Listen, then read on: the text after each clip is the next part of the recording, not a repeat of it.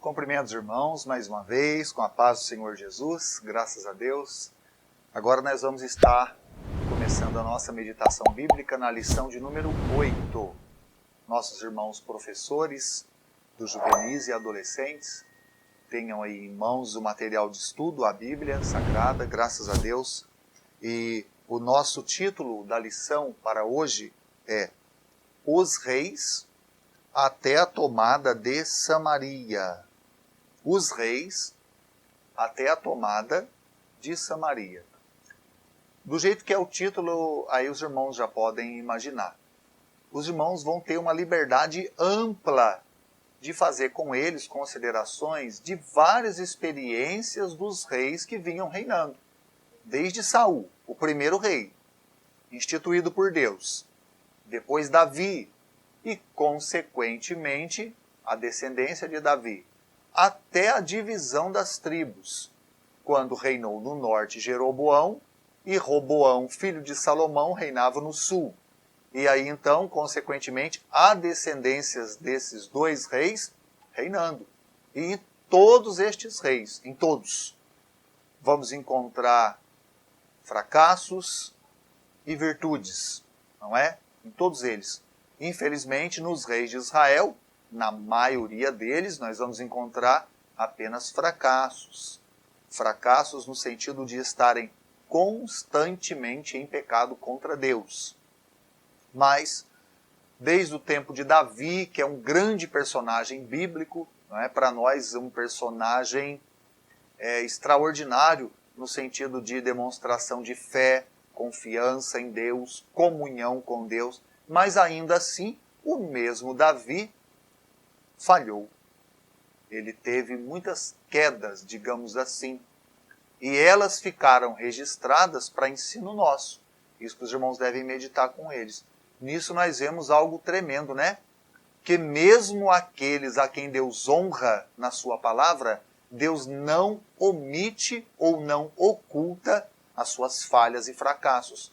Deus poderia levantar estes homens, ungí-los, honrá-los grandemente por sua fé, confiança em Deus, e ficasse só aquilo registrado na história. Mas não, irmãos, observem bem, que mesmo estes a quem Deus honra tremendamente, são grandes personagens, quando eles falharam, fracassaram, Deus não deixou de anunciar seus fracassos escritos na sua santa palavra.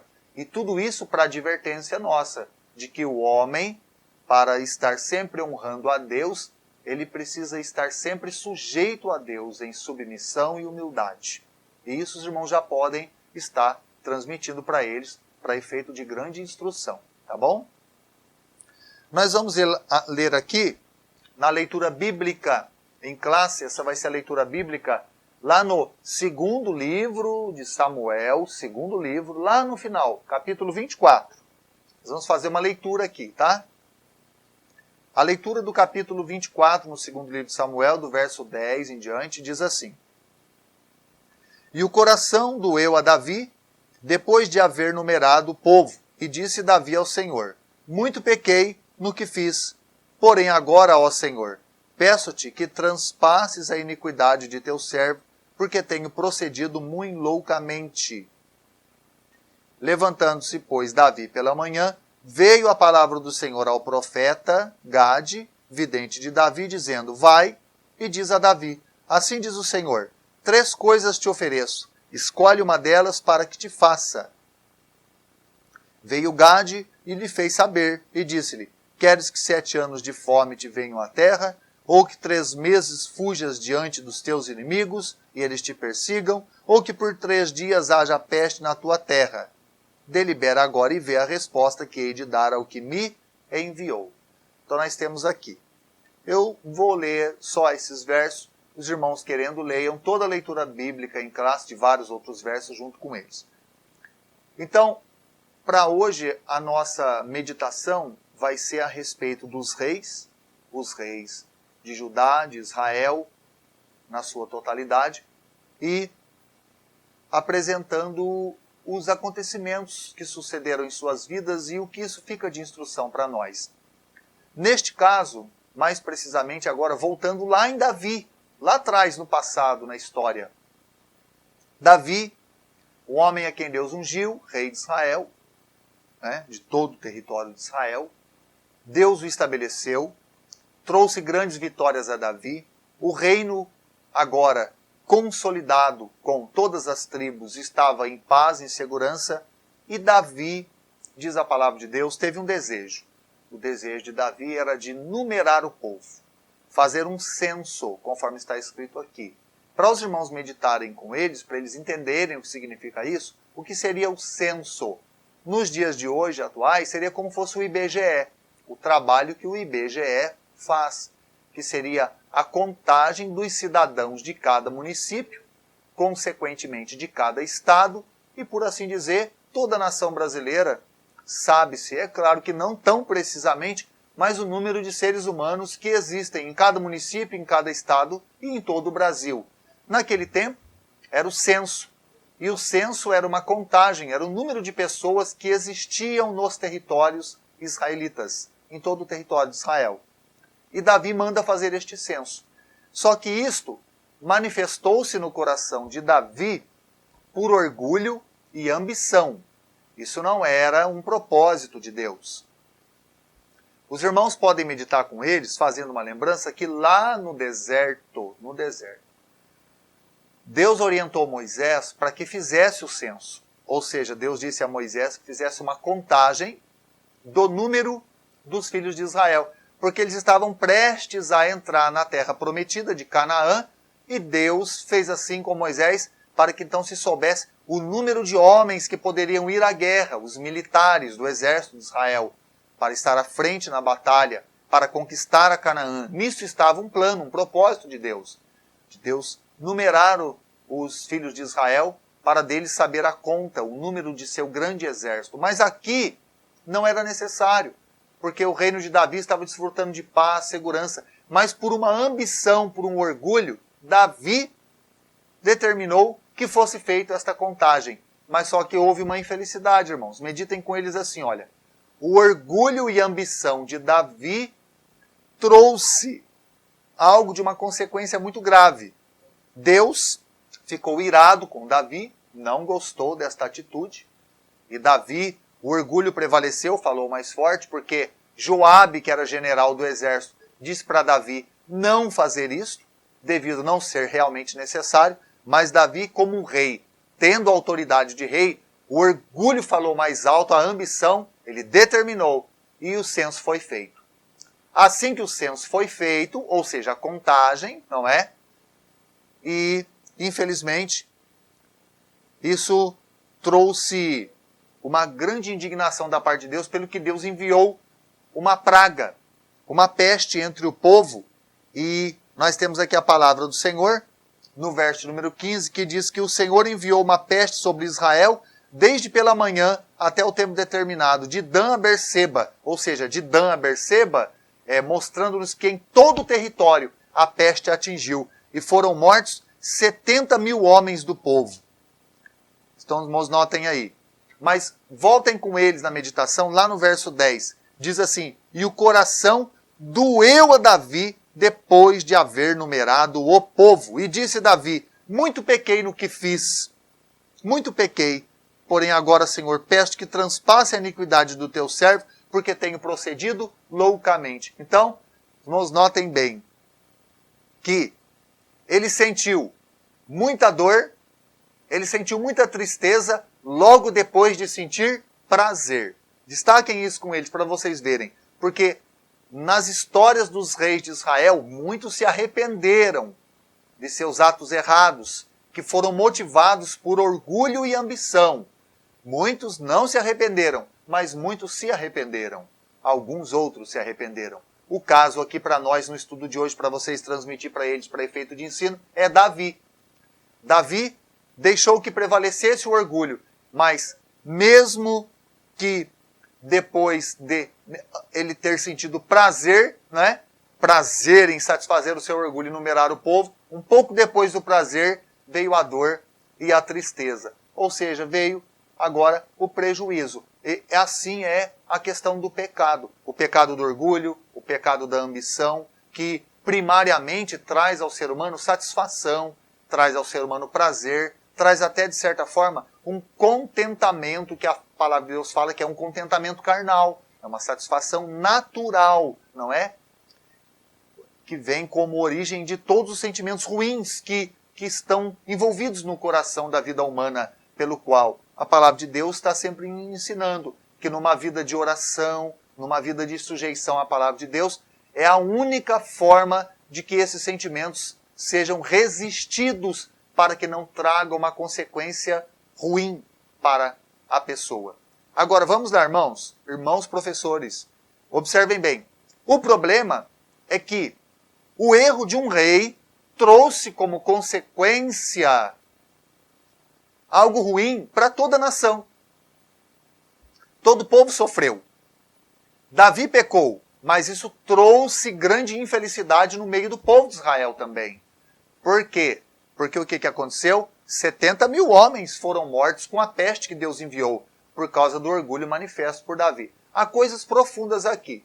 Os irmãos professores devem ter cuidado para falar com juvenis e adolescentes, que seja, como me preocupo, numa linguagem que eles compreendam, a linguagem bíblica. Porque se nós formos, assim, destrinchar muitos assuntos aqui, há uma razão porque Deus fez isto. Mas não seria agora uma maneira adequada para que os irmãos, ouvindo de mim, sendo irmãos adultos, professores, vão entender, mas transmitir isso para eles, deve haver um jeito muito, muito sério de se falar, para que eles entendam. Porque antes, muitos acompanharam Saul para perseguir Davi. Muitos acompanharam depois Absalão, o próprio filho dele, para perseguir a Davi e colocar Davi debaixo de opressão, de humilhação. Muitos seguiram a Seba, que foi um israelita que se levantou, se macomunou numa rebelião contra Davi. Seguiram ele também, se macomunaram com ele contra Davi. E todas essas maldades dos israelitas foram somadas por Deus. Deus não se esqueceu, tá? E agora, de uma maneira misteriosa para nós definirmos e explicarmos, Deus permite que um orgulho entre no coração de Davi, e Davi numera o povo. Mas aí, logo em seguida, vem arrependimento em Davi, mas agora o erro já está cometido. Tem que vir uma consequência, porque todo pecado tem a sua consequência. E então, a consequência é que Deus envia uma peste sobre o território de Israel, e 70 mil homens morrem. Então, irmãos, observem bem. Este assunto para nós aqui, lição 8, os reis até a tomada de Samaria, ou até a destruição das 10 tribos do norte que foram para cativeiro na Síria, todos estes reis, muitos deles, fizeram coisas terríveis que trouxeram grande maldade e destruição para o próprio povo. Ou seja, o próprio povo, infelizmente também, recebeu terríveis punições e castigos de Deus. Mas dentro de tudo isso há um envolvimento sério, muito profundo para nós tentarmos definir. Porque no coração dos filhos de Israel havia também muita idolatria, havia muitos desejos carnais, assim como aquele povo, irmãos podem lembrar assim, que saiu do Egito com Moisés, mesmo estando no deserto, sendo alimentados, providos por Deus, Deus satisfazendo-lhes todas as necessidades diárias, ainda assim eles eram murmuradores, queixosos da sua sorte, reclamavam com Deus, chegaram a chamar o maná de pão vil, e nos notem bem que a cada momento que isso sucedia, vinha grande indignação da parte de Deus contra eles, e mesmo no deserto, muitos foram sendo ceifados. Então os irmãos notem bem, aqui é algo que, mesmo na individualidade de um rei, Deus traz um castigo coletivo. Então os irmãos notem bem a importância de se andar no temor de Deus, a importância de se andar na retidão diante de Deus. Irmãos, transmitam isso para eles, porque Davi aconteceu isso, não é? E com outros reis também aconteceu. Outros reis que foram maus, que foram ímpios, e acabou acontecendo que, como consequência, veio da parte de Deus grande indignação. Aqui mesmo na lição 8, nós temos um outro rei, que vocês podem mencioná-lo, além de Davi, pois na verdade são vários os reis, né? Temos Acás, no tópico 2, quando diz assim: Acás, também chamado de Azarias, quando tinha 20 anos de idade, reinou em lugar de seu pai, por 16 anos. porém não fez o que era reto aos olhos do Senhor, andando nos caminhos dos reis de Israel e rendendo-se à idolatria e às abominações que cometiam as nações em que Deus havia expulsado de Israel. Com isso, o Senhor o entregou na mão da Síria, o que resultou em que uma grande multidão foi levada cativa para Damasco e também foi derrotado pelos exércitos de Israel, sendo 120 mil homens mortos pelo rei Peca em um só dia. Então aqui, Acás, que foi rei em Judá, que de certa forma teve um bom início, fez grandes coisas para honrar a Deus, mas logo em seguida entrou nele também o pecado do orgulho e da ambição, e assim Acás começou a se entregar a coisas erradas, a coisas terríveis, principalmente o envolvimento com a idolatria, e isso trouxe grande ira da parte de Deus. Então, um homem que estava sob uma autoridade, não é? Que seria o representante de todo o povo diante de Deus, mas, no entanto, falhando, isso vinha como um grande castigo sobre toda a nação de Israel. E depois também os irmãos podem pegar na própria revista o exemplo de vários outros reis que foram ímpios, que foram maus, e como consequência de suas maldades, trouxeram grande infelicidade para o povo. Mas o destaque principal é o de Davi. Os irmãos meditem com este assunto aqui no capítulo 24 de 2 Samuel. Entrou o orgulho, entrou a ambição no coração de um monarca, de uma autoridade, e infelizmente isso logo em seguida trouxe grande indignação da parte de Deus sobre todo o povo. Na sequência dos fatos, nós temos que Davi se arrepende. Davi se arrepende, é muito importante os irmãos salientarem que, embora Davi fez assim, houve arrependimento. E através do arrependimento, Deus perdoou a Davi. Deus perdoou a Davi e Deus mesmo deu uma ordem ao anjo que retirasse a sua espada de sobre Jerusalém e assim a peste teve fim. Então, veio o arrependimento, Deus pôs um fim àquilo que ele mesmo enviou como um grande castigo sobre Israel. E Davi, então, ele oferece um sacrifício a Deus. E o sacrifício que ele ofereceu não foi para que Deus lhe fizesse algo, pois Deus já tinha feito. Ou seja, o sacrifício foi em agradecimento, em gratidão a Deus pelo bem que Deus lhe fez, perdoando-lhe o seu pecado e retirando a praga, a peste, de sobre o território de Israel. Aí os irmãos meditem com eles, né? Um ponto importante que eu vou terminar aqui é fazer algo, não para que Deus faça algo, mas fazer porque Deus já fez. Então, Davi ofereceu o sacrifício em agradecimento, porque Deus já havia lhe perdoado. E não Davi fez o sacrifício para tentar coagir a Deus para que ele fizesse alguma coisa. É muito importante os irmãos salientarem isso para eles também, de uma maneira muito simples para eles entenderem. A importância de se fazer coisas para Deus, não para coagir a Deus a fazer algo, porque isso é impossível, mas sim estarmos sempre prontos a fazer coisas para Deus, pelo que Deus já fez por nós. Deus já fez muito por nós, e por isso agora nós podemos fazer por Ele e por seu reino. E assim nós podemos terminar a nossa lição, e os irmãos usem essas meditações para com eles assim. Que Deus abençoe a todos em Cristo Jesus. Amém.